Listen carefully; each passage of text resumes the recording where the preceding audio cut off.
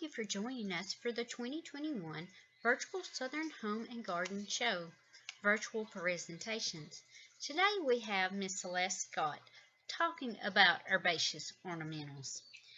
We would like to thank our sponsors, the Pulaski Lions Club, Bankston Motorhomes, Big Creek Winery, Blue Line Pressure Washing Services, Bull on the Run, Farm Bureau, Haney Realty and Property Management, Five Stone Landscaping, Giles County Co-op, Pulaski Electric Company, Highland Maintenance, Tri-Green Equipment, the Giles County Chamber, and UTTSU Extension, Giles County. Be sure to check out our vendors also. We have All American Gutter Protection, Aspen Hill Growers, Butcher Drafting, Columbia Kubota, Flowers Creamery, George's Quilts, Guardian Garage Floors, Kathy G Creations, Lane Roofing, and Leaf Guard. Be sure to check out our website, thesouthernhomeandgardenshow.com. Also find us on Facebook at Pulaski Lions Club Southern Lawn Garden and Home Show. We are also on Twitter and Instagram. We hope to see you soon. We're just gonna go with that. Let me move some of my toolbars around so I can see my stuff. Okay, and so yes, my name is Celeste Scott, and I'm a UT Extension agent in Madison County. And I'm going to be talking with you all today about herbaceous plants. Now, I realize that this is kind of a huge topic, but we picked this because we have several new publications that have just been put out through UT that relate to herbaceous plants in one form or fashion. I'm going to introduce those to y'all, kind of walk you through some of those. And then after we do that and get you comfortable with using this technology and how to find resources on our website, I'm going to introduce some of my, we'll call them top picks. It's hard for me to actually pick favorite plants because I don't really dislike many, but I did try to pick some of my favorites, my top picks in each of the areas that I wanted to introduce you all today. Oh, and also let me say, Carol Reese has lent me the use of her photo library, and the majority of these pictures are from her, and they're gorgeous. So here we go. Okay, so herbaceous plants, when a lot of people think herbaceous, their mind automatically goes to annual bedding plants, right? They're thinking seasonal color, you're going to have something there, for your growing season, and that's pretty much it. But I'm hoping to open your minds to a whole nother realm of understanding when it comes to the term herbaceous. So not only are we talking about, yes, we are talking about those annual bedding plants that people put in and change out from season to season for some seasonal color.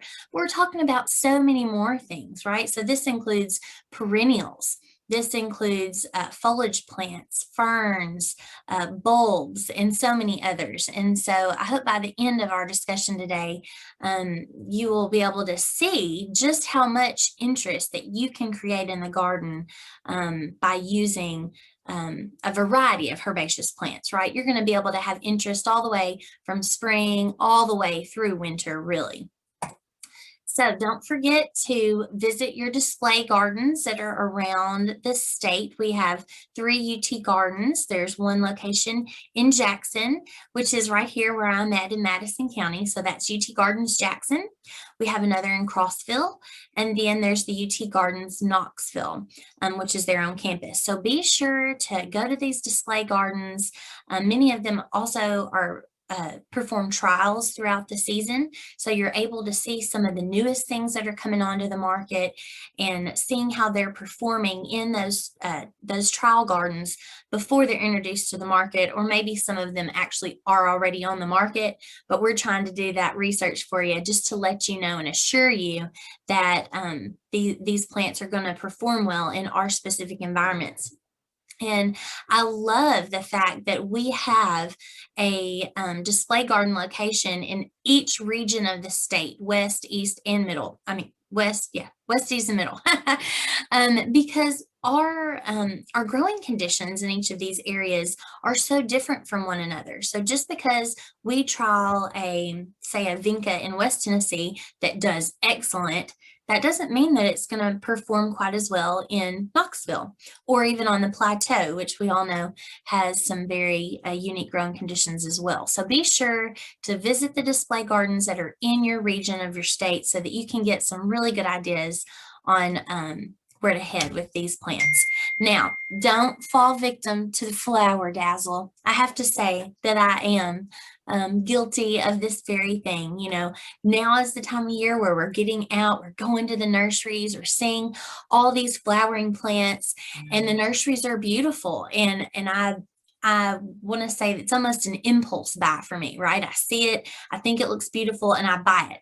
But then you get home and you wonder why it didn't do well, or you wonder why that plant or that mixed container faded, you know, in the next 2 or 3 days after you brought it home. So don't fall victim to flower dazzle. Let's try to use those trial and demonstration gardens around the state to help guide our decisions on purchases. Also keep in mind that all American selections are usually a good bet, but again, some of those are going to be regionally specific as well.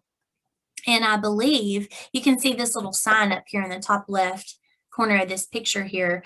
I know Jackson has an All-American Selections display garden, and I believe Knoxville has one as well. I'm not sure about Crossville. But display gardens for All-America Selections are just that. They are displaying plants that have already acquired that certification as a top performer. Okay. All right. So also, you know, we're going out into the nurseries and we have all these plants, right? You're looking at half of a greenhouse full of petunias and wondering which one you should pick. So I want to give you a little clarification on what a series is. And this is also going to help you be able to understand things when you go to our demonstration and trial gardens across the state, because quite often they're going to have several different, they'll have, we'll say, a series that has several different individuals that all belong to that same series. So essentially, a series is a line of plants that have similar habits and similar performance, but they're available in a range of colors. So a good example I have here on the screen, we've got purple wave petunia on the left, we've got blue wave petunia here in the middle, and then misty lilac. So while all of these plants, obviously they don't look like the same thing, they are all in the same series, which we refer to as wave, okay? Some other series of petunias would be tidal wave, which is, we'll say, an improvement over some of the wave series. And of course, there are more out there as well. Here, I'm going to give you another quick example. A few different series of vinca. This is a newer series. It's called Soiree. And you can see here we've got little bitty pink, little bitty red, little bitty white. So while they are all similar in their growth habit, they are very small, well, they're compact plants that have very small blooms, but available in a wide range of colors. So they're all referred to in this particular series, but have different color designations. Another example would be Titan, which is one of our older series, but still a really, really great performer and reliable, and one of my personal favorites. So now that we have that cleared up, let's talk about just a few keys to success. So we've got an understanding of what series are. That's going to help us be able to wade through all these many options out there in the nurseries that we have today. But when you get those plants home, what are we going to do? So let's think about light requirements. Obviously, you know, it can get a little tricky if something says part sun, part shade. Well, what does that mean? So, and this is really a gray area. So the best thing I can do to you is tell you what the definition of full sun is, and then we can move forward from there. So full sun is at least 6 hours of direct sunlight, okay? So if this particular area gets 6 hours of sun from the time the sun comes up until noon, say that's on the east side of your house, that is 6 hours of full direct light, you know, as long as you don't have a structure or something shading it. However, that same area is in the shade all afternoon. So it's a bit confusing. So while that would be considered receiving or meeting the requirements of full sun, it might also be considered part shade. So always keep in mind that strict definition of what we consider full sun to be, which is 6 hours of direct light. Okay, and that'll be able to help you place these plants appropriately so they're going to perform the best. And I will say in West Tennessee, where our temperatures are a bit higher and the humidity is a bit higher as well, afternoon shade is never a bad thing, right? So you can have full sun all day long, but if you got a few hours of reprieve there in the late afternoon, you can't go wrong with that.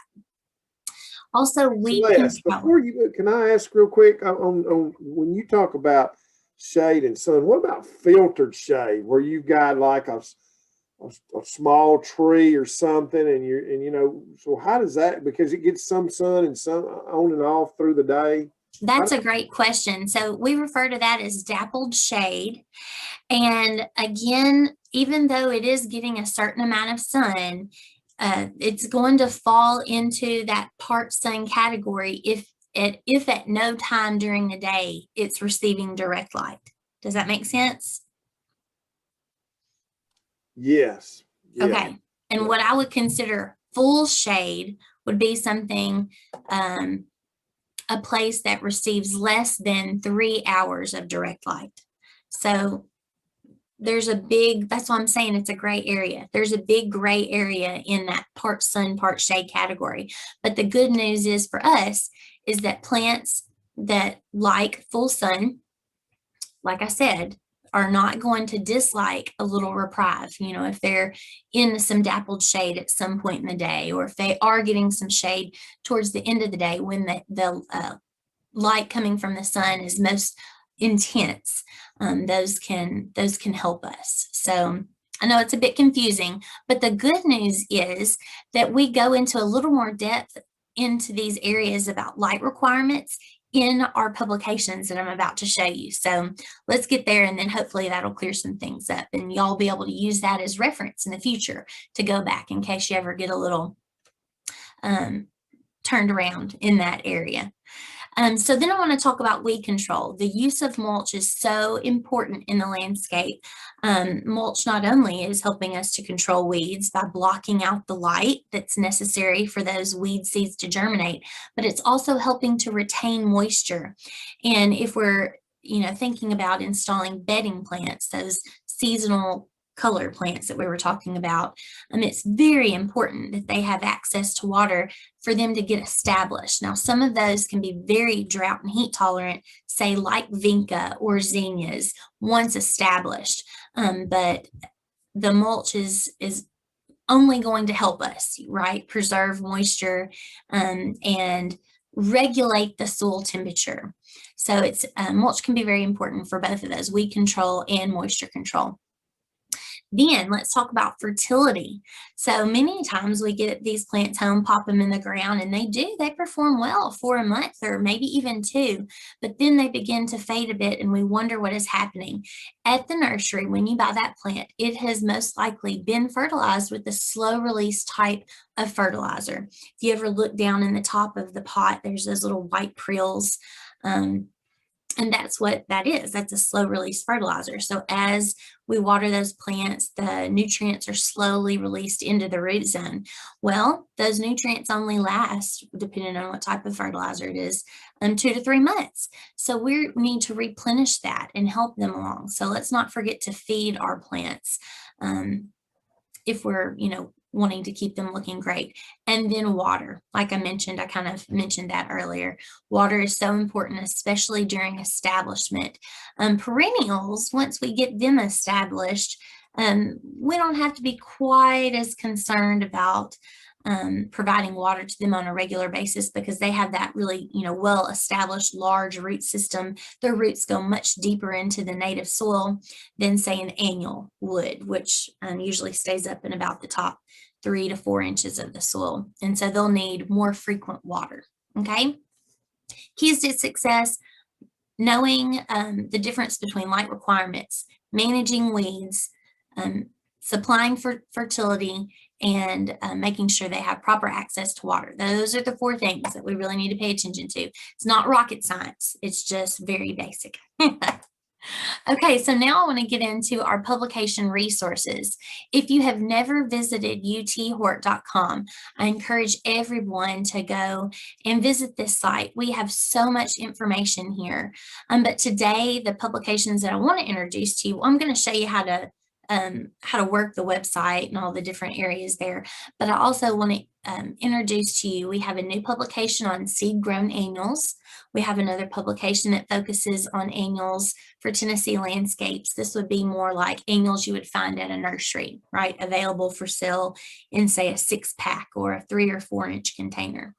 And we have a new publication on perennials and also one on bulbs for Tennessee landscapes. So let me just take you to the site. I'm going to stop sharing my screen so that I can share my internet screen with you all.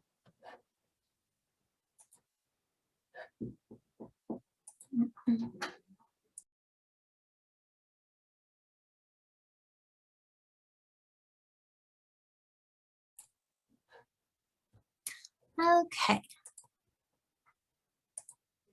All right. So I think everybody should be able to see our uthort.com page now. Can you see? Can somebody let me know that you're seeing it? Yes. Okay. Yeah, we can. Yeah. Good. I didn't want to go on and on when you couldn't see it there. So this is our home page. Well, actually, this is the home page. This is the home page. When you type in uthort.com, it's going to bring you here. We do have a quick search box up here on the top right-hand corner. So if you come to the site and you know something very specific that you want to find out about that day, don't get too fancy with the wording. Just pick 1 or 2 keywords. Probably just 1 keyword is going to actually get you the best results. We'll type in organic, and then it's going to pull up the results that we have tagged in association with that keyword. See, conventional and organic product overview for home vegetable gardeners in Tennessee. This is a new pub that we came out with last year. And so not only does it cover, our traditional conventional, when I say products, we mean pesticide products like herbicides, insecticides, fungicides, but it also covers organic. So that's a fun one. I forgot that was on there. So this is our home page. You can use your quick search box for anything. If you scroll on down a bit, we have some tiles that kind of you can rotate through here. If say that you don't have something in particular you're looking for, you're just kind of browsing and you want to see what do we have to offer on, vegetable gardens, right? So we have grouped these publications as well as identifying them with keywords into general categories. So you could click here and go see everything that we have put in that vegetable garden module, if you will. And then on down here, we just have some things that change periodically. We always try to, new on uthort.com, we always try to introduce the newest things that we've added to the site. So if you're, again, not coming here with anything specific, but just looking to see what's going on, what's new, you can come visit down here, and this will direct you to the newest publications. We do have a calendar of events on our site as well, so you can see what's coming up. We've got the next statewide horticulture event is going to be on May 20th, our 3rd Thursday with plants, and the topic will be heirloom vegetables for Tennessee gardens. Of course, you can click here where it says view more and see the entire calendar for the year. So let me move on over. Our next tab is educational resources, and this is probably where you're going to spend most of your time. These are those categories that I told you about, how we had grouped everything into these similar categories. We've got, when it's grown, we started with about 10, but it looks like we've got 4, 8, 12. We've got 13 categories now. So we're honing, these categories as we go along. The About Us tab just gives you a little, back history on the horticulture program, our statewide horticulture program here in Tennessee.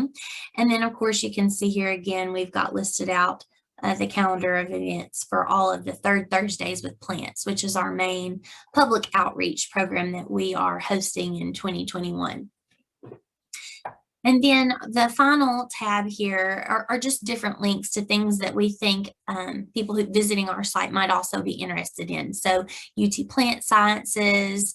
Oh, there's a few more that I need to add on here, like our UT Herbarium and a few others. But our UT Turfgrass Weed and ID site is an excellent site if you are having issues identifying weeds in your lawn or just have questions about weed control in general. That is a great asset as well. So now that I've kind of introduced you to the site and walked you around, showed you all the rooms, now I want to show you our newest publications. So I'm going to type in, let's start with bulbs. I'm just going to type in the keyword bulb, okay? And it pulls up bulbs for the home garden. Yay, it worked.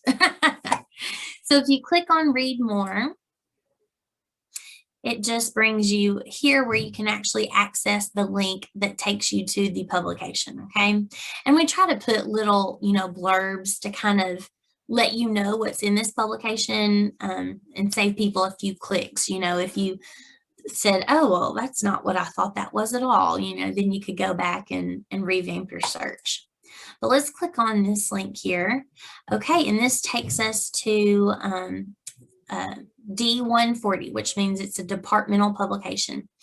And this particular one is called Plants for Tennessee Landscapes, Bulbs for the Garden. And so we go through a little back information here, just explaining some of the different basic types of storage structures. We tried not to get too deep in the weeds as far as categorizing all these different plants into which specific storage structure they use, right, in their root system. And we are just referring to them all as bulbs, right? We've put them in this one big broad publication.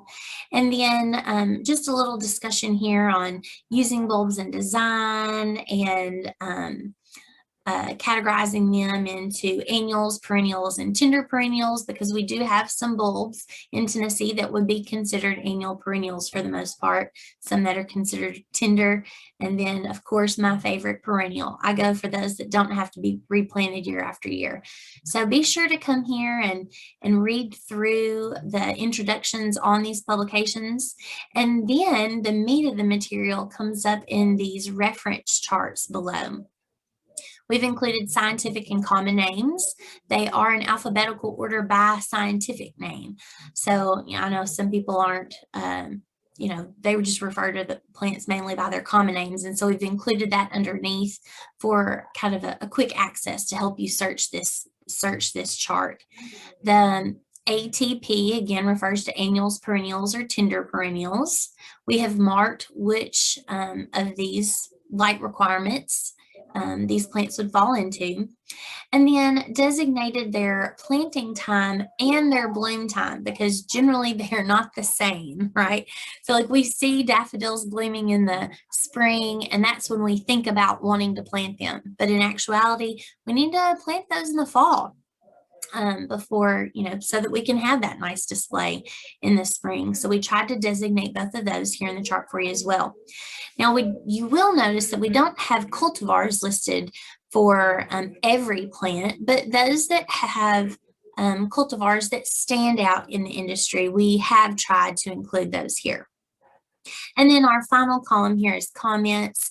And you can see, some of them are general. We tried to designate if a plant was native. We tried to give a little information about its growth habit, or its bloom color, or its growth habit, or any kind of specific environmental conditions that particular plant would need to perform well in your garden. So let's just look at cannas, for example. We're right here in the middle of the page. Canna species, we didn't get, too, again, caught up in the weeds on all the hybrids and everything. But we wrote this publication, I say we, me and horticulture specialists, Natalie Baumgardner, Carol Reese, and several other agents from across the state. So we try to get input from all across the state. We have Carol, Jason Reeves, who's research associate here at the UT Gardens Jackson, and Lucas Holman, who is in Middle Tennessee. So when we wrote these publications, we're trying to keep in mind all the areas, all the different areas of Tennessee. So in West Tennessee, I would consider canna a perennial. We do not generally have issues with cannas overwintering in the ground. However, when we get over into middle and eastern parts of the state that have higher elevations and colder winters, in some situations, those could be considered tender perennials. So we tried to err on the side of caution, if that makes sense, so that this would be applicable for gardeners across the state. Cannas love sun no matter where you are. So they have been designated for sun. You can plant them in the spring. We consider them summer bloomers, and most importantly, we use them as foliage plants in the garden. And if we can get to that part of my discussion, I'm a bit long-winded, I find. I'll show you some examples of how that very broad tropical foliage can be used in landscape design. Cultivars of note: Bengal Tiger, Canova, one of my favorite because it has a hot pink bloom. Well, you can have ones with different color blooms of Canova, but it has one that is hot pink, and I love hot pink. Tropicana and Australia. And then we have over here in the comments, hardiness is dependent upon cultivar. They can tolerate wet soils. So if you have an area that holds moisture, they don't like to stand in water, but they can tolerate some boggy, moist soils. Canna leaf rollers and canna virus should be monitored in this plant, and foliage and flower have a tropical aesthetic. So you'll see these used lots of times around pools and outdoor seating areas, just to kind of lend that tropical feel. So I hope that that has been a good introduction to our bulb publication here. And you can see we really cast a broad net and tried to cover everything from spring bloomers to summer bloomers, and the list goes on and on. So please go and visit uthort.com and check out some of these really cool publications. Now I want to show you, before we move off, let's type in annuals.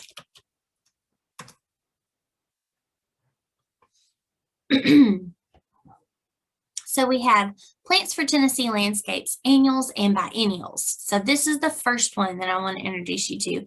This is the one that I was talking about, has the plant chart is referring to plants that are easily sourced at local nurseries, okay?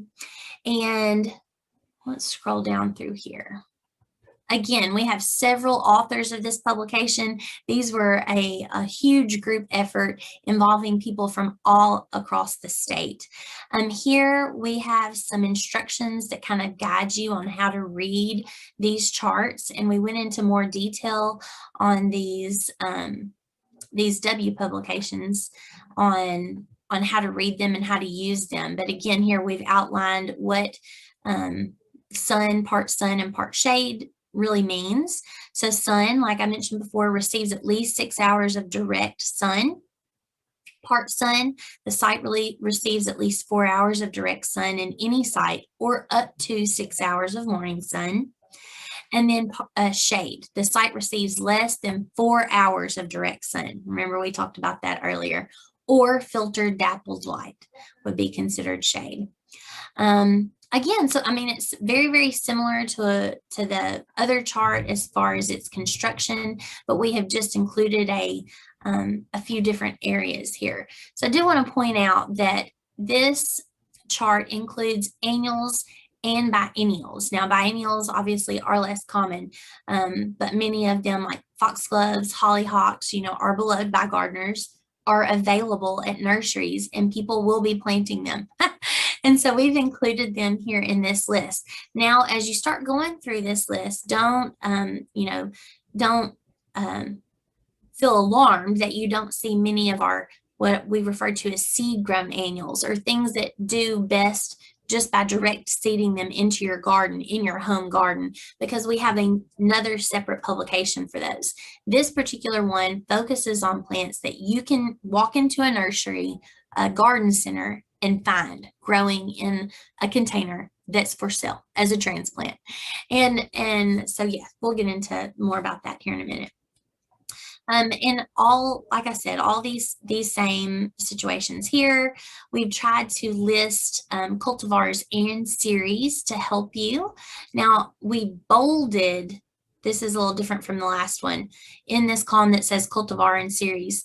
The ones that are bold are series, and the ones that are not bold are considered cultivars, okay?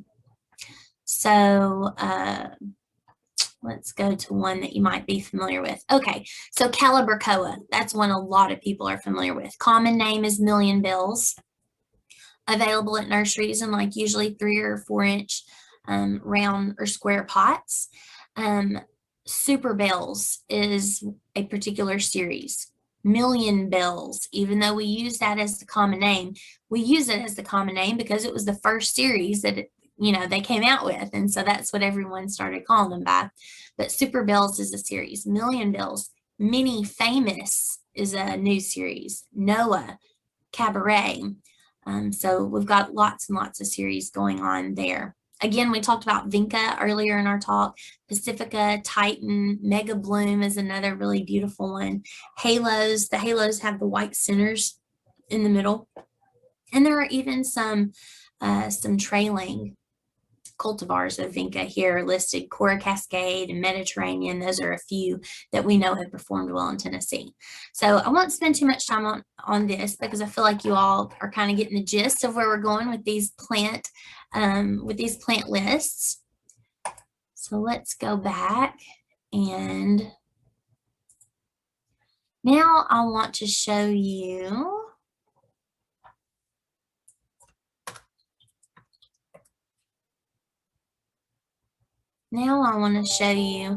our seed grown flowers for the home garden.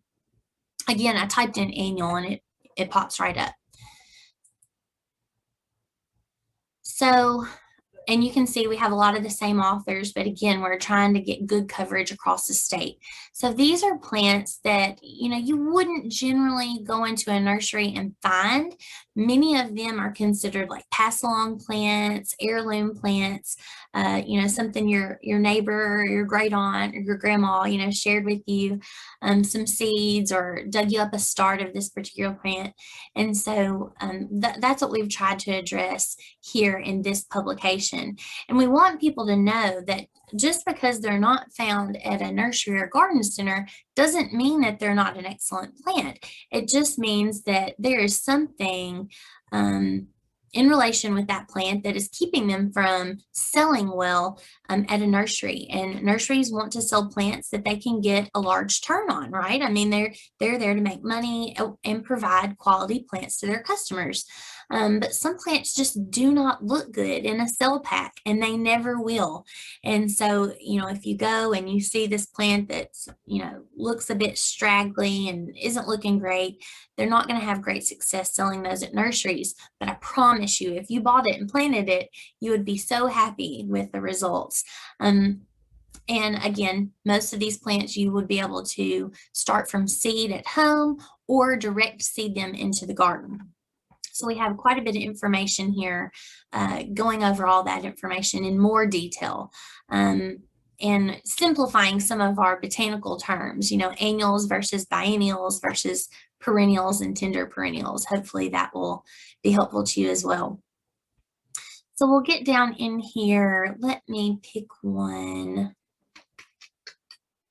that is my favorite. Okay, so right here, we are at the bottom of page 3. Amy Magis. I love this plant. This is false Queen Anne's lace is the common name, or false bishop's weed. It looks very similar to Queen Anne's lace, but it's not as aggressive as Queen Anne's lace is in the garden. You will not find this plant for sale at a nursery in any kind of container, but it is beautiful for a garden. It's wonderful for cut flowers. Its foliage is really nice and airy.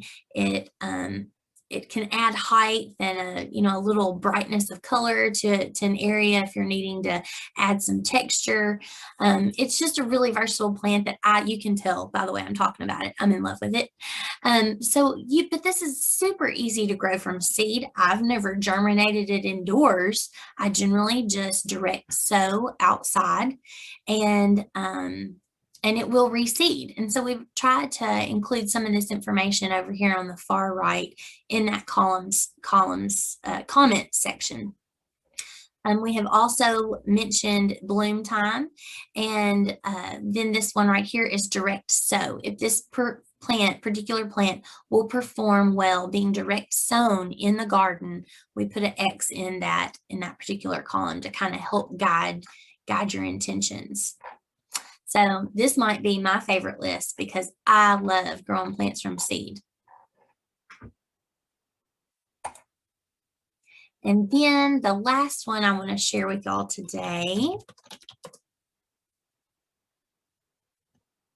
is plants for the Tennessee landscape, perennials. So let's click on this one.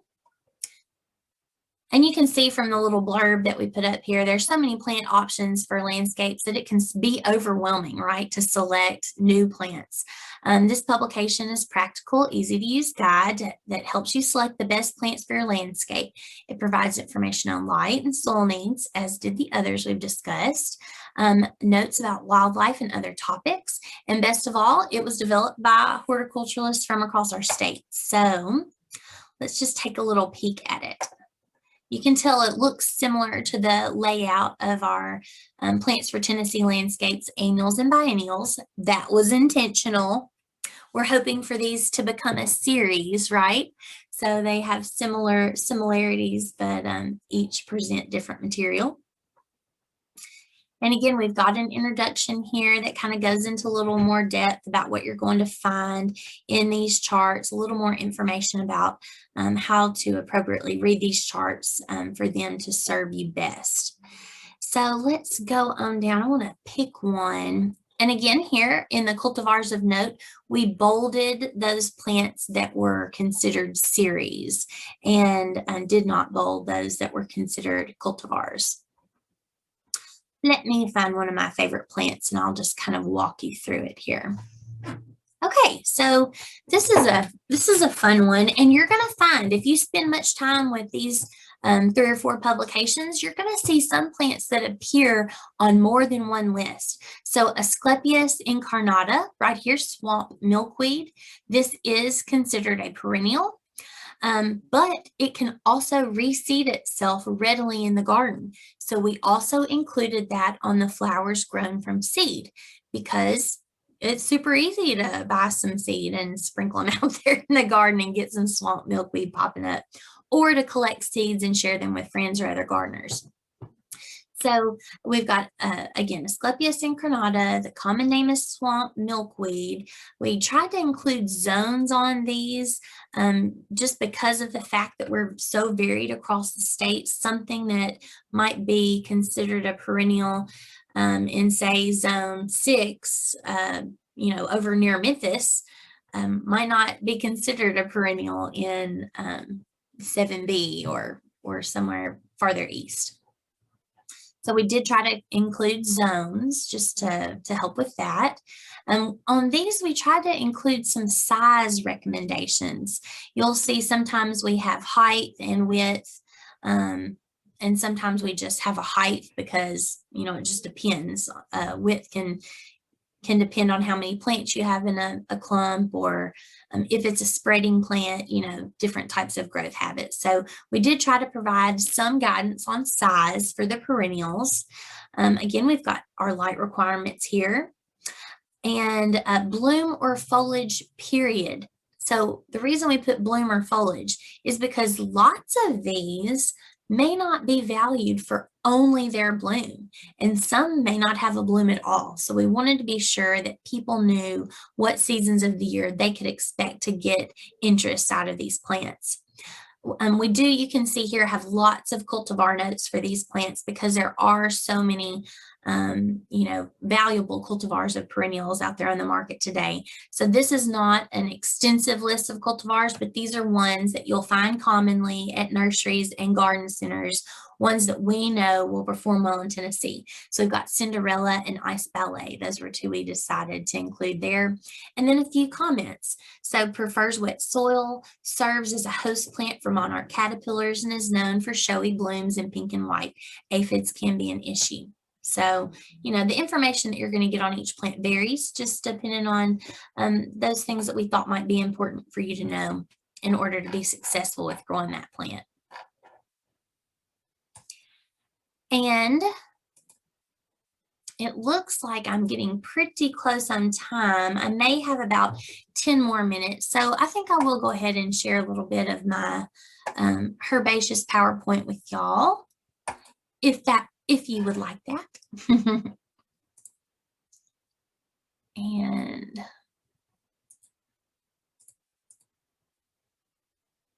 okay, so we should be back to our publication resources, uthort.com.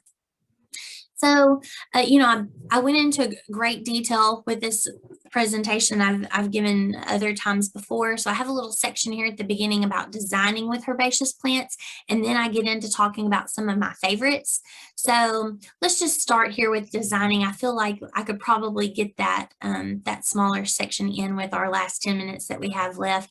If we do have some time, I'll take some questions. Okay. All right, so we have a picture here. You can see this has a great mixture of plants. We've got some salvia that's growing up here through the middle. We've got lamb's ear down towards the bottom. Those are both perennials. We've got autumn joy sedum here on the right, a perennial. We've got some annuals. This is probably, looks like an annual verbena down here, likely. And then you can see a few woodies mixed into the mix.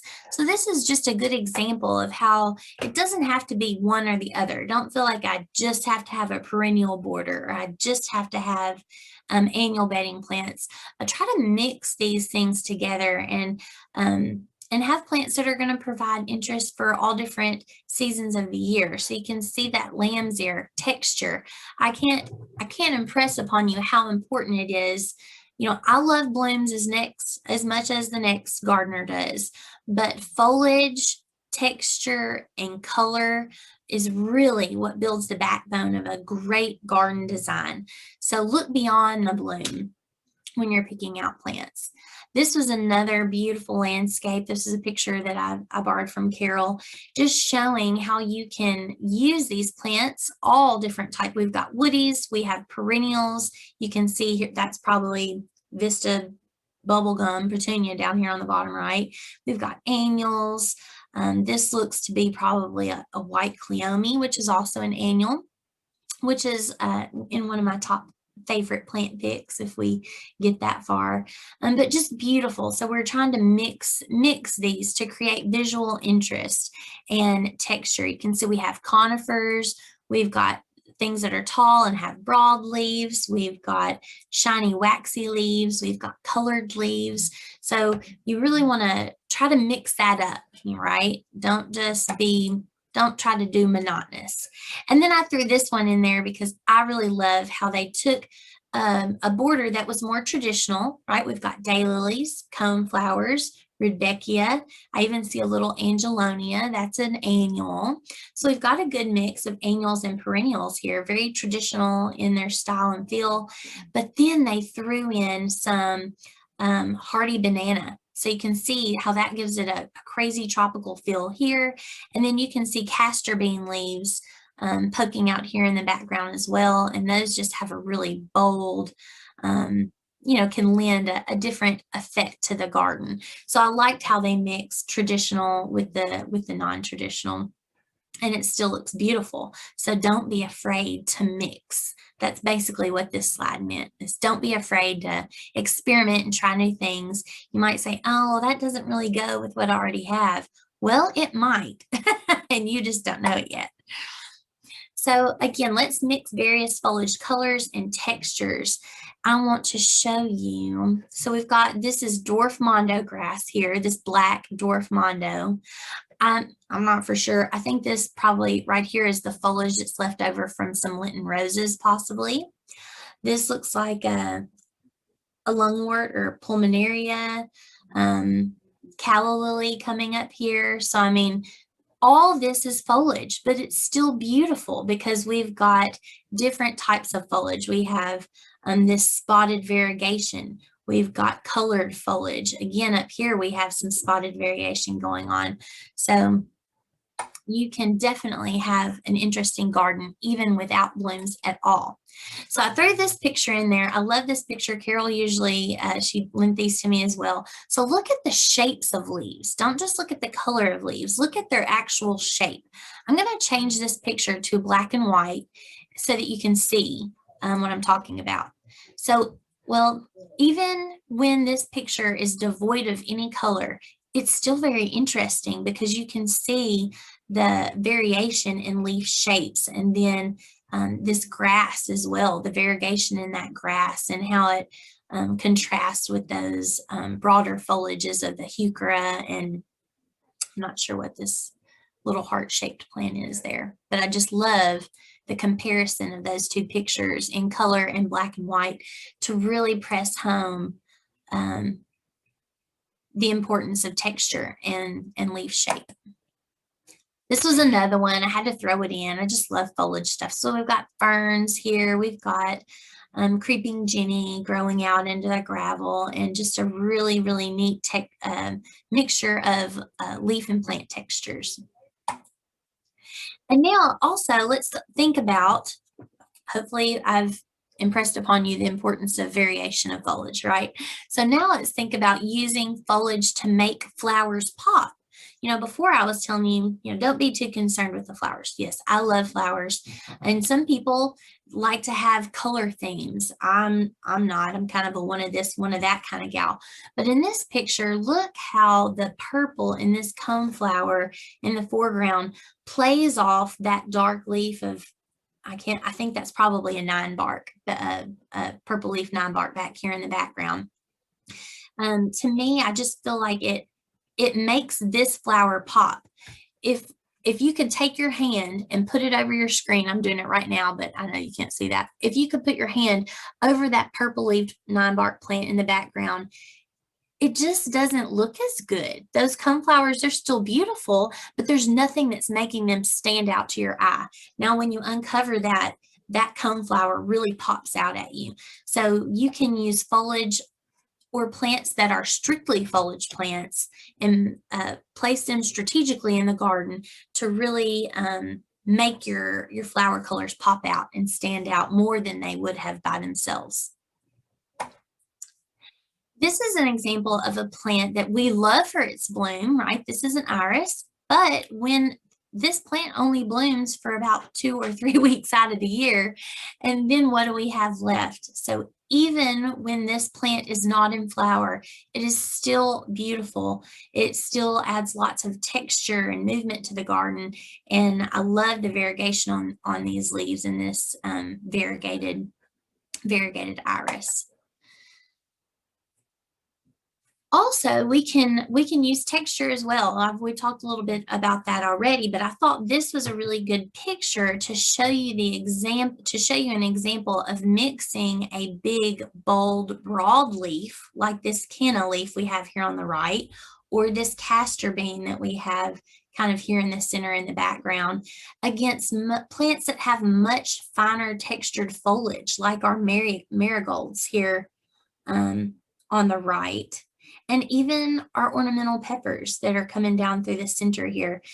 I took this picture kind of, it wasn't a head-on picture, right? So you're not seeing the beautiful display of it being stacked, from the background to the foreground. I came over to the side and took the picture in this direction so you could really get that comparison of leaf texture.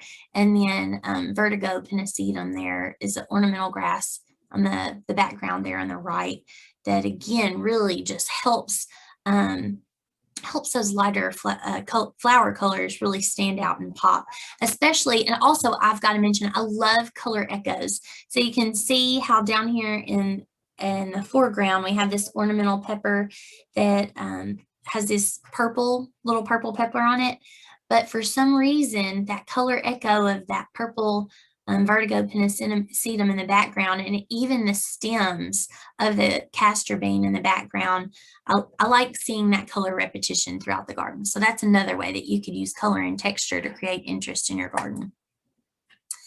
And then this is my last one, and I'll wrap it up. I won't have time to get into my favorite picks, but that's okay. We can save that for another discussion. But this is just a beautiful combination of perennials, woodies, and some annuals. We've got this beautiful, wave petunia down here. This on the left, this is an angelica. That's a blooming annual. And then here on the right, that's actually a liripe, a golden form of a liripe, and it's a clumping form, so you don't have to worry about it, monkeying around and getting loose on you like many of our monkey grass does.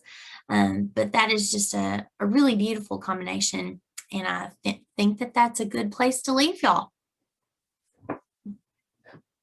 Darby? Sorry, I was trying to get unmuted here. So does anybody have any questions for Celeste?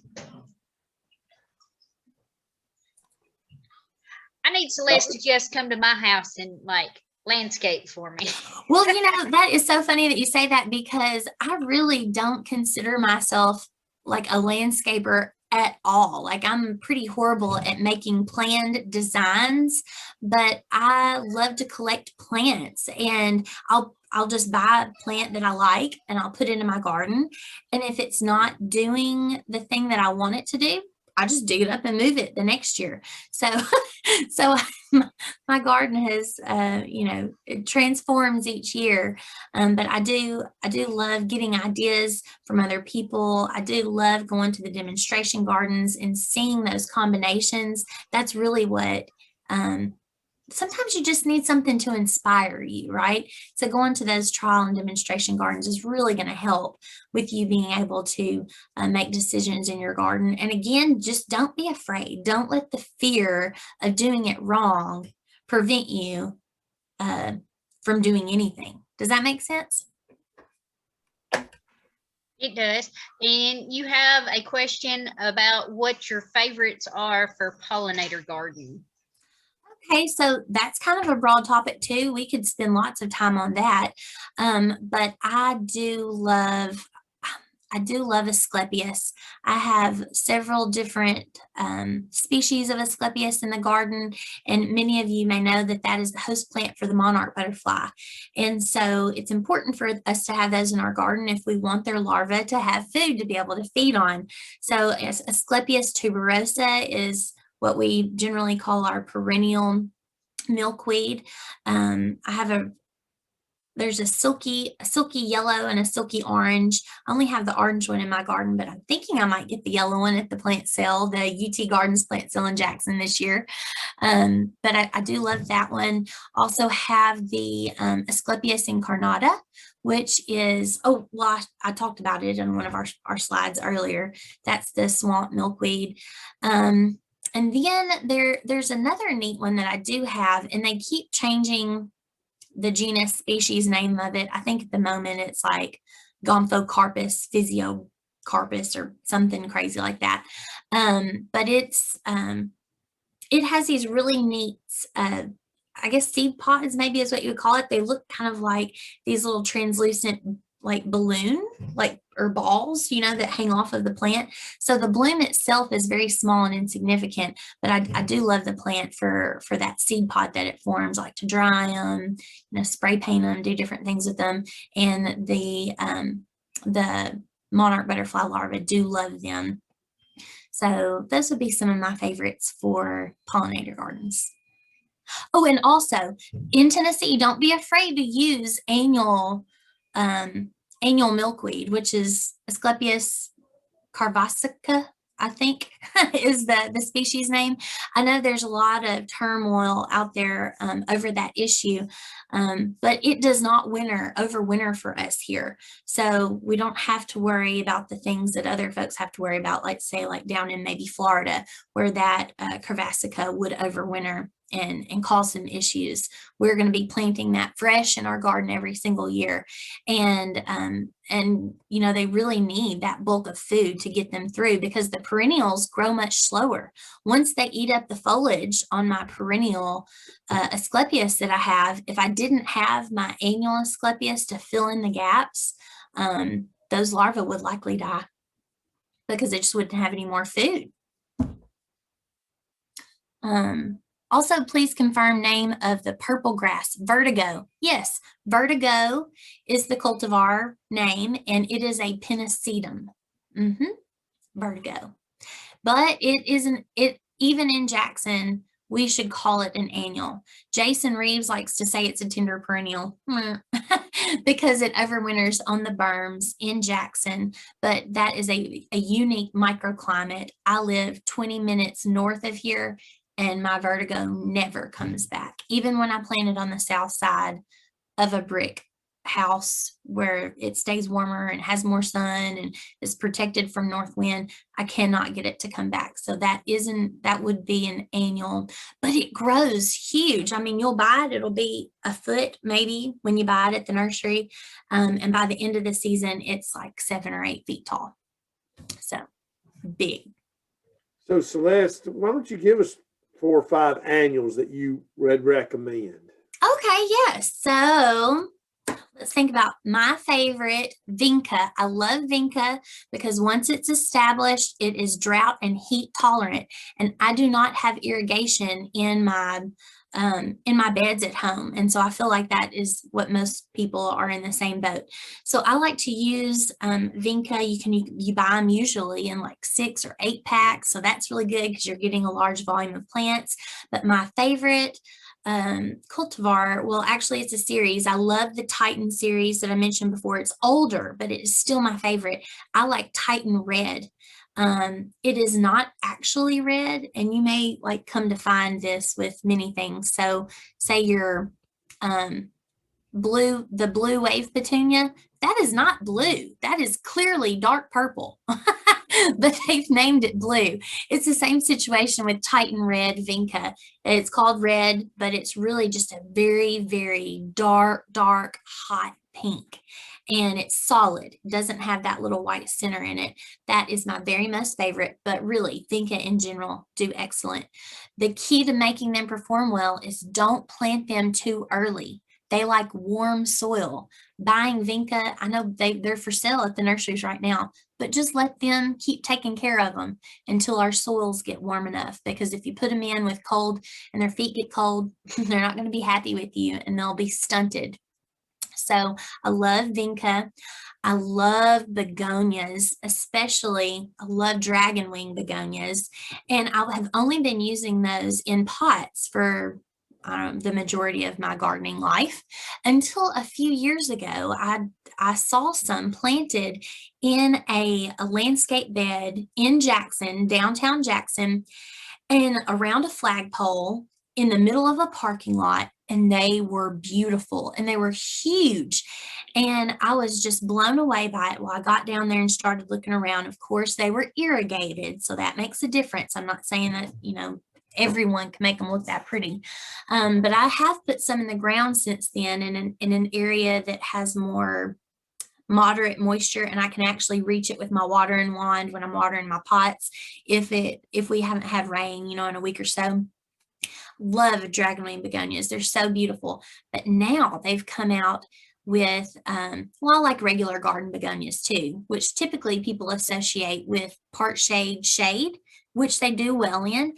But they have come out with new begonias. They're called big begonias. It's like their series name, basically. And they are huge. They're big.